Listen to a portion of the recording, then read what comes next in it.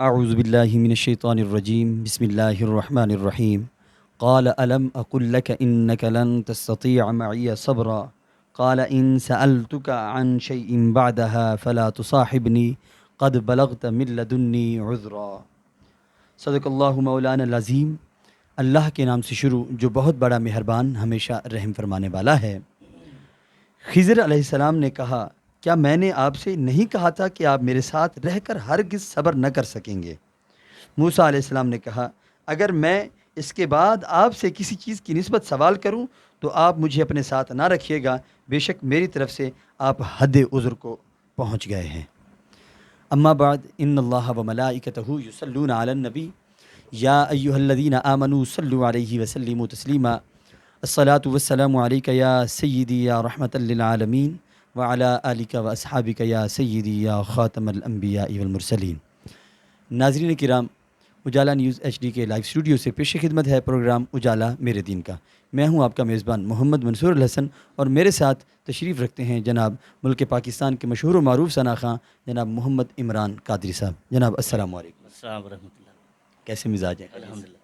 ماشاء اللہ۔ ناظرین کرام، پروگرام کے آغاز میں ہی نعت رسول مقبول صلی اللہ تعالیٰ علیہ وآلہ وسلم کی سعادت حاصل کرنے کے لیے میں ملتمس ہوں جناب محمد عمران قادری صاحب سے کہ اپنے مخصوص انداز و آواز میں نعت رسول مقبول صلی اللہ تعالیٰ علیہ وآلہ وسلم پیش کرنے کی سعادت حاصل کریں۔ جناب محمد عمران قادری صاحب۔ بسم اللہ۔ اللہم صلی علی سیدنا و مولانا محمد۔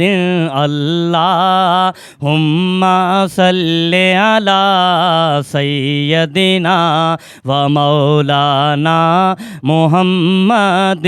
جتھے میرے حضور دا ڈیرا اے اوتھے رہندا صدا اس سویرا اے، جتھے میرے حضور دا ڈیرا اے اوتھے رہندا صدا اس سویرا اے۔ وچ قبر دے آقا آکھن گے، وچ قبر دے آقا آکھن گے، اینو چھڈ دیو اے تے میرا اے۔ اللہم صلی علی سیدنا و مولانا محمد۔ اللہم صلی علی سیدنا و مولانا محمد۔ لجپال جدا رکھوالا اے، انہوں کون مٹاون والا اے۔ لجپال جدا رکھوالا اے، انہوں کون مٹاون والا اے۔ انہوں کون مٹاون والا اے۔ ساڈی اس سوہنے نال لگ گئی اے، ساڈی اس سوہنے نال لگ گئی اے، جیڑا توڑ نبھاون والا اے۔ اللہم صلی علی سیدنا و مولانا محمد۔ اللہم صلی علی سیدنا و مولانا محمد۔ کون دیتا ہے دینے کو منہ چاہیے، کون دیتا ہے دینے کو منہ چاہیے، دینے والا ہے سچا ہمارا نبی، دینے والا ہے سچا ہمارا نبی۔ بھر کے جھولی میری میرے سرکار نے، بھر کے جھولی میری میرے سرکار نے مسکرا کر کہا اور کیا چاہیے۔ اللہم صلی علی سیدنا و مولانا محمد۔ اللہم صلی علی سیدنا و مولانا محمد۔ ہو دیاں زرباں لائے جا جویں مندا او یار منائی جا ہو دیاں زرباں لائے جا جویں مندا او یار منائی جا تینوں ایکو کم دی گل دساں تینوں ایکو کم دی میں گل دساں سوہنے تے درود پہنچائی جا اللہم صلی علی سیدنا و مولانا محمد اللہم صلی علی سیدنا و مولانا محمد. ماشاء اللہ، بہت ہی خوب، بہت ہی اچھے انداز میں نعت رسول مقبول صلی اللہ تعالیٰ علیہ وآلہ وسلم اور درود و سلام پیش کرنے کی سعادت حاصل کر رہے تھے جناب محمد عمران قادری صاحب. ناظرین کرام، آج رمضان المبارک کی 16ویں رات اور اسی مناسبت سے پارہ نمبر 16 کا مختصر خلاصہ آپ کے حضور پیش ہے.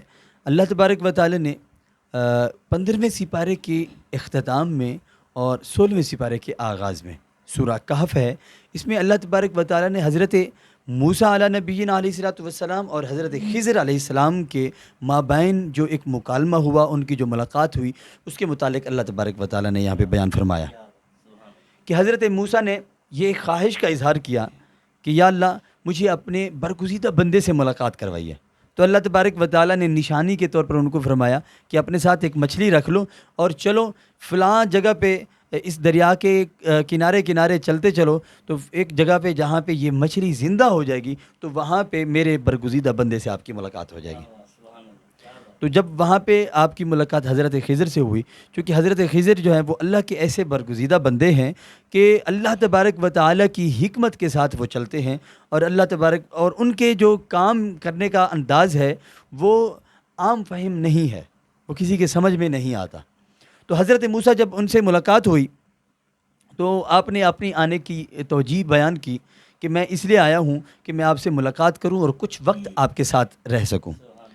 تو حضرت خضر نے پہلے جو کہا کہ آپ اللہ کے نبی ہیں، مگر میں آپ کو کہہ دوں کہ آپ میرے ساتھ ٹک نہیں پائیں گے، رہ نہیں پائیں گے، صبر نہیں کر پائیں گے.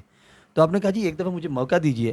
پھر ہوا یوں کہ آپ ان کو لے کے دریا کے اس پار جانے کے لیے لگے، تو کشتی پہ سوار ہوئے.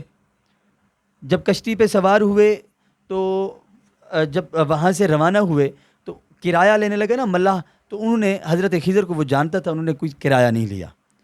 تو درمیان میں ہی حضرت خضر نے کیا کیا، اس کشتی کو سوراخ کر دیا اور پانی تو اندر نہیں آیا، مگر حضرت موسیٰ نے کہا یہ کیا ہے آپ نے، کہ جب کہ اس ملاح نے ہم سے کرایہ بھی نہیں لیا اور آپ نے احسان کا بدلہ یوں چکایا ہے. تو آپ نے فرمایا میں نے آپ کو کہا تھا نا کہ میرے کام کرنے کا انداز الگ ہے، آپ نہیں ٹک پائیں گے میرے ساتھ. تو انہوں نے کہا جی اچھا اس بار آپ میرا عذر قبول کیجئے، میں پھر نہیں کروں گا ایسا. پھر جب گئے وہاں سے چلے گئے تو وہاں جاتے جاتے جب دریا عبور ہو گیا، اس کے بعد کہیں جا رہے تھے تو سفر میں ایک بچہ دیکھا خوبصورت سا. تو حضرت خضر نے پکڑ کے اس کی گردن مروڑ دی اس بچے کی اور اس کو مار دیا، قتل کر دیا. تو کہا جی یہ کیا آپ نے، اتنا پیارا بچہ تھا اور اللہ کی مخلوق کو آپ نے اس بے دردی کے ساتھ قتل کر دیا. تو حضرت خضر نے فرمایا میں نہ کہتا تھا کہ آپ میرے ساتھ نہیں ٹک پائیں گے، لہٰذا آپ کا اور میرا سفر یہاں پہ اختتام کو پہنچا. انہوں نے کہا جی نہیں میرا عذر قبول کیجیے اور مجھے آخری موقع دیجیے، میں اب نہیں کروں گا. انہوں نے کہا جی چلو ٹھیک ہے، یہ آپ کو آخری موقع ہے. تو ایک بستی میں داخل ہوئے، وہاں سے کسی سے کھانا مانگا کہ ہم مسافر ہیں تو ہمیں کوئی کھانا دے دے. تو کسی نے کھانا نہیں دیا، بستی والوں نے کھانا دینے سے انکار کیا. تو قرآن میں آتا ہے تو وہ وہاں سے چل پڑے. آگے گئے تو دیکھا اسی بستی میں ایک گھر ہے خستہ حالت میں، اس کی دیوار گر رہی ہے. تو حضرت خضر نے کیا کیا، اس دیوار کو دھکا دیا، اس کو گرا کے اثر نو تعمیر کرا دی. تو حضرت موسیٰ نے کہا جی آپ تو عجیب بندے ہیں، آپ کی کام ہی عجیب ہے. ان بستی والوں نے ہمیں کھانا نہیں دیا اور آپ نے اسی بستی کی ایک دیوار کو گرا کے اثر نو تعمیر کیا اور آپ نے ان سے اجرت بھی نہیں لی. حضرت خضر نے کہا میں آپ کو بار بار کہہ رہا ہوں کہ آپ میرے ساتھ نہیں ٹک پائیں گے، لہٰذا اب فائنلی آپ کا اور میرے ملاقات کا وقت جو ہے وہ اختتام کو پہنچا. اور جانے سے پہلے میں آپ کو بتا دوں کہ وہ جو کشتی کو میں نے سوراخ کیا تھا، کیونکہ دریا کے اس پار ایک ظالم بادشاہ بیٹھا تھا، لٹیرا بیٹھا تھا، جو خوبصورت کشتی دیکھ کے اس کو ہتھیا لیتا تھا. تو میں نے اس کشتی کو عیب دار بنایا تھا، اس لیے کہ وہ ملاح بہت ہی غریب بندہ تھا، تو اس کو ضرورت تھی رزق کی. اگر اس سے کشتی چھن جاتی تو اس کے بعد وہ روزی کیسے کماتا؟ تو لہٰذا یہ ایک حکمت تھی. اچھا، اس کے بعد فرمایا سنو کہ میں نے اس بچے کو اس لیے قتل کیا کہ اس کے ماتھے پہ ظاہراً لکھا ہوا تھا کہ یہ کافر ہے، اور اس کے والدین جو ہے وہ مومن تھے. تو حضرت خضر نے فرمایا کہ یہ جب بڑا ہو جاتا، کیونکہ اولاد والدین کے لیے آزمائش ہوتی ہے، فتنہ ہوتی ہے، تو یہ ان کو بہکا دیتا، پھر ان کو وہ کافر بنا دیتا. تو اس لیے میں نے اس کو بڑے ہونے سے پہلے ہی اس کا اختتام کر دیا ہے. اور سنو، میں آپ کو بتاؤں کہ جو ہم نے وہ دیوار چنوائی ہے، گرا کے پھر دوبارہ تعمیر کی ہے، تو اس کی وجہ یہ تھی کہ وہ اس کے مالک کچھ یتیم بچے ہیں، تو وہ اس دیوار کے نیچے اس کے والد نے خزانہ دفن کیا تھا. تو ہم نے دیوار کو اس لیے دوبارہ جو ہے وہ بنایا ہے اس کو، تاکہ یہ گرنے سے بچ جائے. اگر یہ گر گئی تو بستی والے جو ہے وہ اس دولت پہ قابض ہو جائیں گے. اور انہوں نے فرمایا کہ یہ ہے میرے کام کرنے کے طریقے. ناظرین کرام، یہ پارہ نمبر 16 میں اللہ تبارک و تعالیٰ نے تفصیل کے ساتھ حضرت موسیٰ اور حضرت خضر علیہ السلام کی جو ملاقات ہے ان کے درمیان اس کے بیان فرمایا. اور اس کے بعد جو فتنہ یاجوج ماجوج ہے اور اس کے تدارک کے لیے جو ذوالقرنین بادشاہ جو تھا، انہوں نے جو ایک دیوار تعمیر کری تھی، اس کے بارے میں بھی اللہ تبارک و تعالیٰ نے اس میں ذکر فرمایا. اور اس کے ساتھ ہی سورہ مریم ہے، جو حضرت مریم علیہ السلام کے اور حضرت عیسیٰ علیہ نبی علیہ الصلوۃ والسلام کا جو قصہ ہے وہ اللہ تبارک و تعالیٰ نے اس میں بیان فرمایا ہے. کیونکہ ہم پارہ نمبر 3 میں جو ہے وہ اس کو بیان کر گئے ہیں، وقت کے دامن میں گنجائش نہیں ہے، اس لیے اختصار کا ہم سہارا لے رہے ہیں.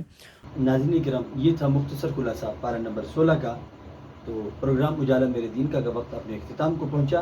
انشاءاللہ عز و جل کل پھر اسی وقت اجالا نیوز HD کے لائیو اسٹوڈیو سے پھر آپ سے مخاطب ہوں گے. کل تک کے لیے اپنے میزبان محمد منصور الحسن اور میرے ساتھ تشریف رکھتے جناب محمد عمران قادری صاحب کو اجازت دیجیے. اللہ نگہبان.